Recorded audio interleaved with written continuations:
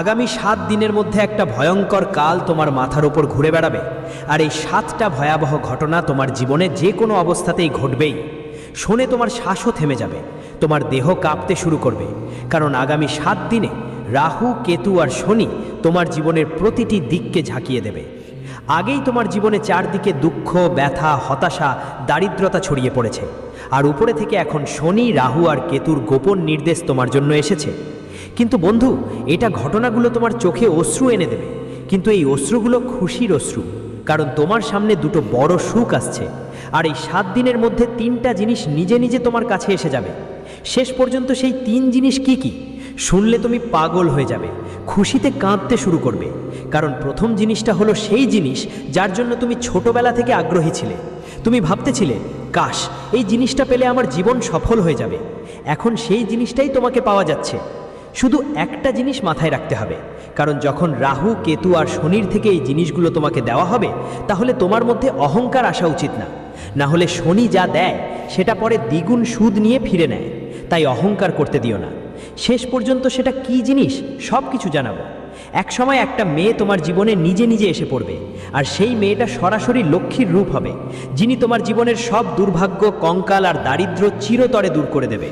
কিন্তু বন্ধুরা, ভুলে ওই মেয়েটাকে চিনতে ভুল করো না, না হলে তোমাকে আর সুযোগ দেবে না। আর যে জিনিসগুলো তোমার কাছে নিজে নিজে আসছে তা তোমার হাত থেকে ছিটকে যাবে। বন্ধুদের, আমি জানি তোমরা নিজেদের থেকেই সবচেয়ে বেশি কষ্ট পেয়ে থাকো। তোমার নিজের নেওয়া সিদ্ধান্ত আর নিজের কিছু ভুল তোমাকে প্রায়ই জীবনে পিছিয়ে রাখে। তোমার জীবনে যে দারিদ্র্য আর অভাব আছে তার পিছনে কারণ না, বরং তোমার নিজের ভুলই দায়ী। আর কারণটাও তোমারই। কারণ বন্ধু, অন্যদের কল্যাণের জন্য তুমি সব সময় কষ্ট সহ্য করো। কারণ এটা সত্যি যে যেই গাছ আমাদের ফল দেয় সেই গাছে সবচেয়ে বেশি পাথর মারা হয়, আর সেই গাছ ঠিক তো তুমি। তোমরা প্রায়ই অন্যদের খুশি করার চেষ্টা করো, আর বদলে কি পেলে? ধোঁকা, অবমাননা, অবহেলার জীবন। যার কাছে তুমি তোমার হৃদয় দিয়েছিলে সে তোমার হৃদয়কে ব্যবহার করে টুকরো টুকরো করে ফিরিয়ে দিল, যে সব সময় তোমাকে কষ্ট দিয়েছে। আর হ্যাঁ বন্ধু, যার কাছে তুমি নিজের উপার্জিত টাকা দিয়েছিলে সে সেই টাকা ফেরত দেয়নি, না কখনো সেই উপকারটাই স্মরণ করে। কিন্তু বন্ধু, অনেক হয়েছে।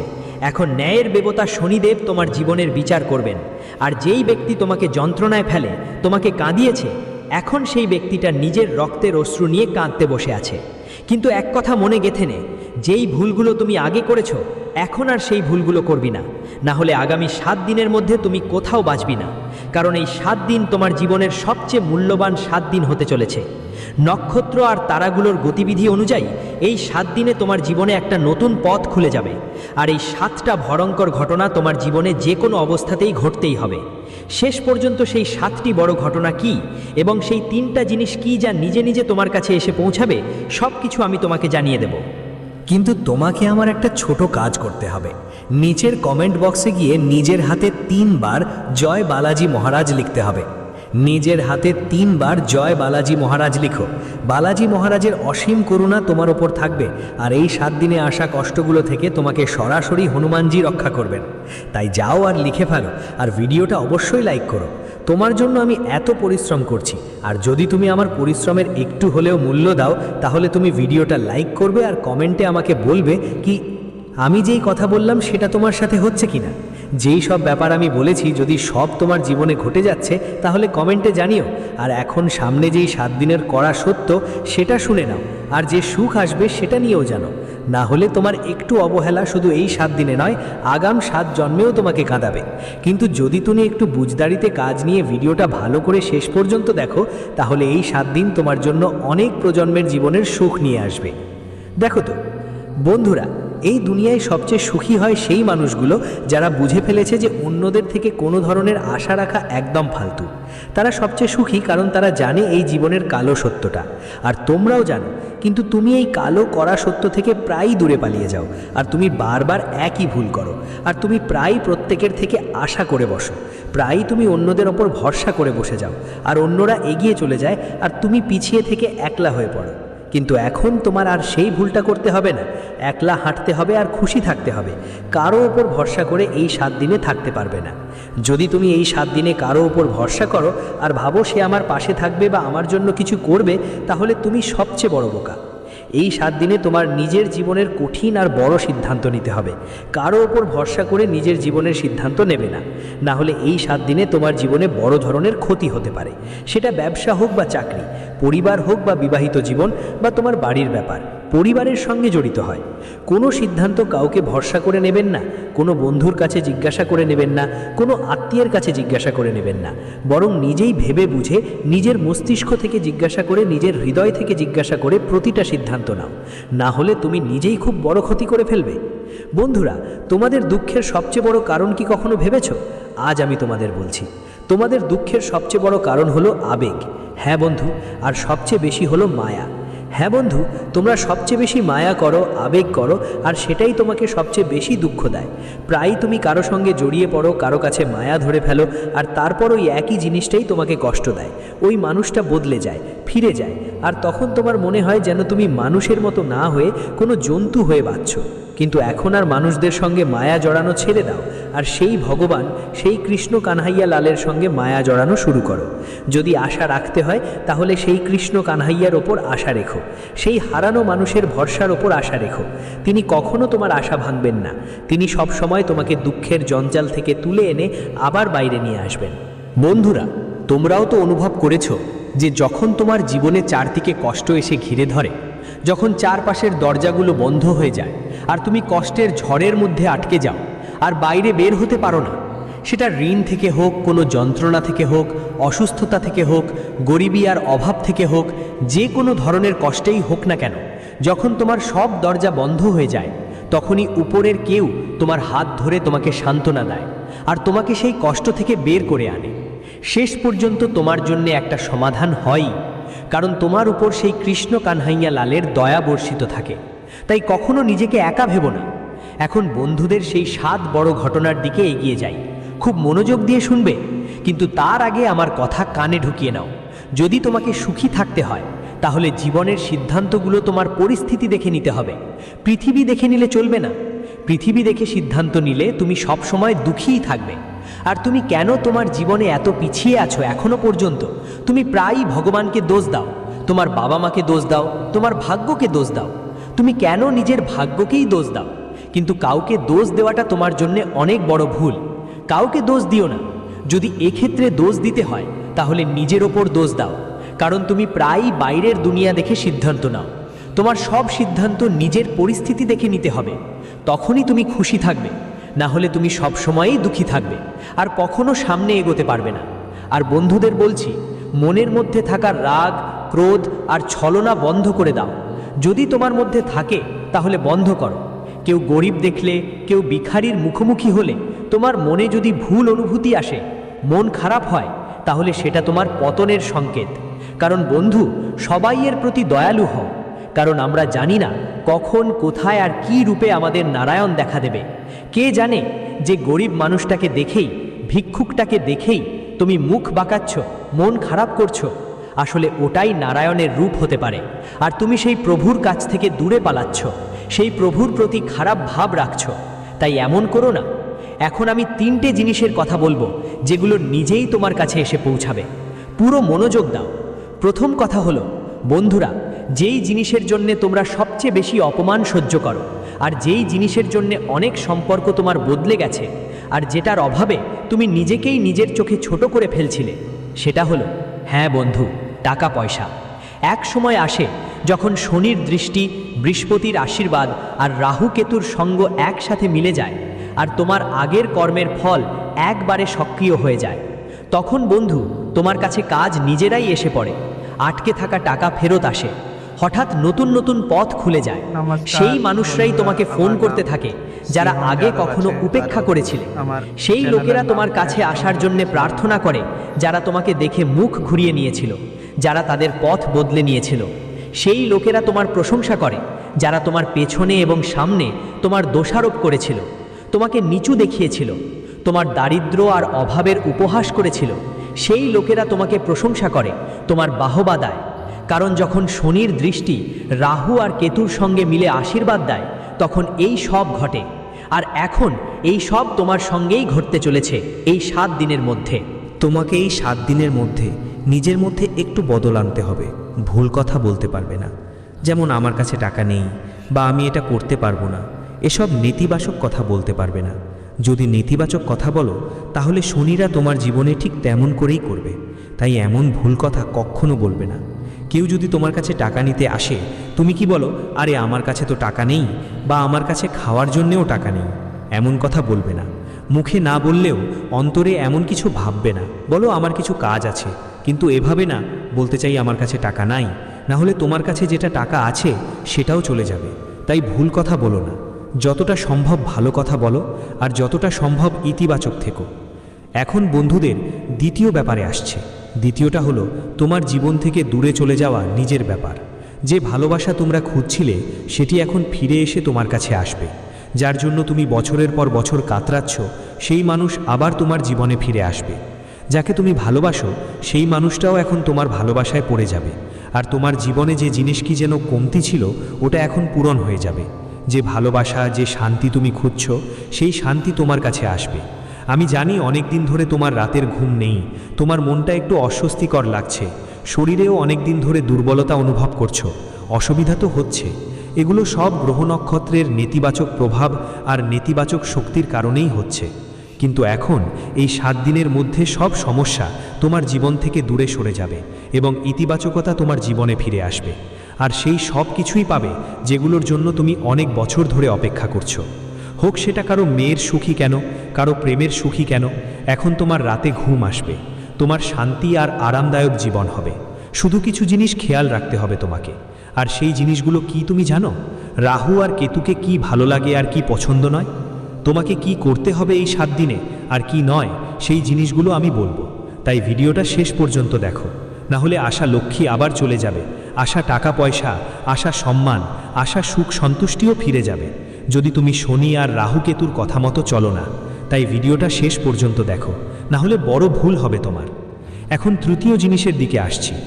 বন্ধুরা, যেই সম্মান আর যে পরিচয়ের জন্য বহু বছর ধরে তৃষ্ণা করছিলে, মানুষের চোখে তোমার সম্মান পেতেই চেয়েছিলে, বাড়ি আর সমাজে তোমার মান সম্মান দরকার ছিল, নিজের এক আলাদা পরিচয় চেয়েছিলে, এখন সেটা তোমাকে পাওয়া যাবে। মানুষ তোমার ওপর অনেক হাস করেছে, অনেক তিরস্কার করেছে, এমনকি তোমার নিজের কাছের মানুষরাও তোমাকে অনেক তিরস্কার করেছে। অনেকেই তোমাকে ছোট মনে করেছে, তোমাকে প্রত্যাখ্যান করা হয়েছে, তোমার কিছুই হয়নি, তারা তোমাকে ছেড়ে দিয়েছে এই বলে তোমার স্বপ্নগুলোকে ছোট করে দেখা হয়েছে। কিন্তু এখন সময় পাল্টে গেছে। এখন সেরাই তোমার পরামর্শ চাইবে, তোমার সামনে মাথা নত করবে, তোমার উদাহরণ দেবে। বন্ধুরা, সম্মান হলো সেই জিনিস যা তখনই মেলে যখন মানুষ ভিতর থেকে ভেঙেও সঠিক পথে চলতে থাকে। আর সেই সময় এখন তোমার, কারণ রাহু, কেতু আর শনি এই 3টি তোমার জন্য আশীর্বাদ হিসেবে কাজ করছে। এখন তোমাকে নিয়ে যাচ্ছি সেই 7 বড় ঘটনাগুলোর দিকে যা এই 7 দিনের মধ্যে তোমার সঙ্গে ঘটবে। বন্ধুদের, এই 7 দিনের মধ্যে হঠাৎ করেই তোমার সামনে খরচারও লোক আসতে চলেছে। বন্ধু, যেই জিনিসের জন্য তুমি কয়েকদিন ধরে পরিশ্রম করছো আর যেখান থেকে টাকা পাওয়ার কথা ছিল সেটা আটকে যেতে পারে, বা তোমার যাদের উপর বিশ্বাস ছিল কেউ তোমার বিশ্বাস ভেঙে দিতে পারে।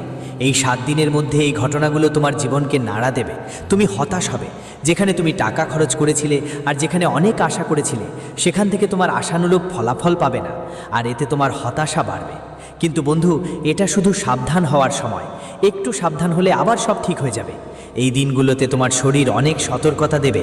তোমার মাথা একটু ভারী লাগতে পারে, তোমার হৃদয়ে চিন্তায় পড়তে পারে, তোমার ঘুম ভেঙে যেতে পারে, আর শরীরে অদ্ভুত এক অলসতাও আসতে পারে। কিন্তু এটা কোনো রোগ নয়, জীবনযাপনের একটা সতর্ক সংকেত। তোমাকে তোমার জীবনে কিছু পরিবর্তন আনতে হবে। কিছু ভালো বদল করে তবেই তুমি তোমার জীবনে ইতিবাচক পরিবর্তন আনতে পারবে। পরের ব্যাপার হলো বন্ধু, হঠাৎ করে নিজের মনেই কোনো একটা জিনিস নিয়ে ভয় কাজ করতে পারে, বা কিছু একটা খারাপ ঘটবে বলে মনে হতে পারে। তোমার মনে হবে আমার সাথে কিছু খারাপ ঘটতে চলেছে, কিছু খারাপ ঘটনা আমার জীবনে ঘটতে চলেছে।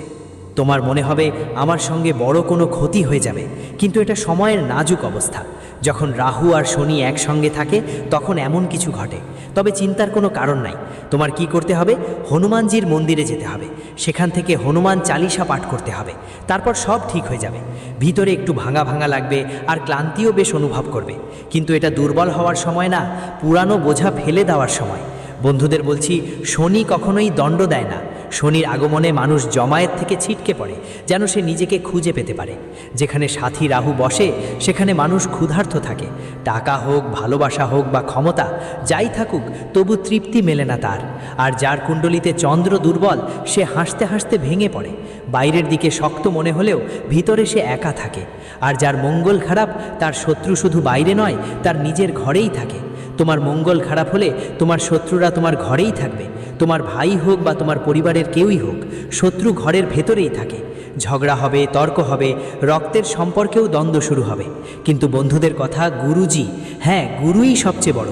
যদি গুরু সঠিক হয় তাহলে শত্রুও পথ বের করে নেবে, আর যদি ভুল হয় তাহলে নিজের দলকেও নিচে নামিয়ে আনে।